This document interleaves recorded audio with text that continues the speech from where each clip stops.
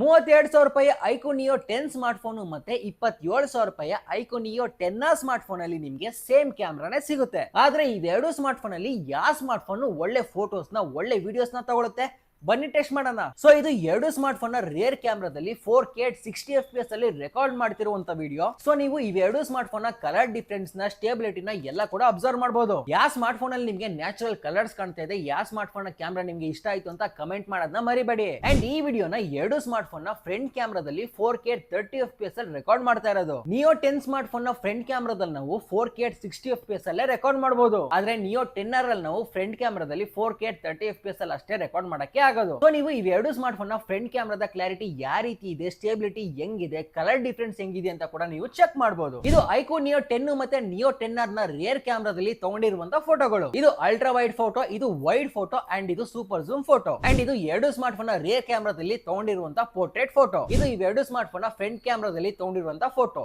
ಇದು normal and ಇದು portrait. ಇನ್ನು ಲೋ ಲೈಟ್ ಅಲ್ಲಿ ತಗೊಂಡಿರುವಂತಹ ನಾರ್ಮಲ್ ಫೋಟೋ. ಇದು ಅಲ್ಟ್ರಾ ವೈಡ್ ಮತ್ತೆ ಸೂಪರ್ ಜೂಮ್. ಇದು ಫ್ರಂಟ್ ಅಲ್ಲಿ ಫ್ಲಾಶ್ ನ ಆನ್ ಮಾಡಿ ತಗೊಂಡಿರುವಂತಹ ಸೆಲ್ಫಿ. ಸೊ ನೋಡಿದ್ರಲ್ಲ ಇವೆರಡು ಸ್ಮಾರ್ಟ್ ಫೋನ್ ನ ಕ್ಯಾಮ್ರಾ ಡಿಫರೆನ್ಸ್ ಯಾವ ರೀತಿ ಇದೆ ಅಂತ. ನನ್ಗಂತೂ personally iQOO neo 10 smart phone ನ ಕ್ಯಾಮ್ರಾ ಸಿಕ್ಕಾಪಟ್ಟೆ ಇಷ್ಟ ಆಯ್ತು. ಈ ಸ್ಮಾರ್ಟ್ ಫೋನ್ ಅಲ್ಲಿ ನಾವು ಒಳ್ಳೆ ಪೋರ್ಟ್ರೇಟ್ ಫೋಟೋಸ್ ನ ತಗೋಬಹುದು, ಒಳ್ಳೆ ವಿಡಿಯೋಸ್ ನ ತಗೋಬಹುದು. ಇವೆರಡು ಸ್ಮಾರ್ಟ್ ಫೋನ್ ಗೆ ಸೇಮ್ ಕ್ಯಾಮ್ರಾ ಇದ್ರೂ ಕೂಡ ಈ ಸ್ಮಾರ್ಟ್ ಫೋನ್ ನ ಕ್ಯಾಮ್ರಾ ಬೆಟರ್ ಆಗಿದೆ. ಆದ್ರೆ ಈ ಸ್ಮಾರ್ಟ್ ಫೋನ್ ನ ಫ್ರಂಟ್ ಕ್ಯಾಮ್ರಾದ ಸ್ಟೇಬಿಲಿಟಿ ನಂಗಂತೂ ಇಷ್ಟನೇ ಆಗ್ಲಿಲ್ಲ. ನಿಮ್ಗೆ ಏನ್ ಅನ್ಸ್ತು ಅಂತ ಕಮೆಂಟ್ ಮಾಡಿ ನಮ್ಗೆ ತಿಳಿಸಿ.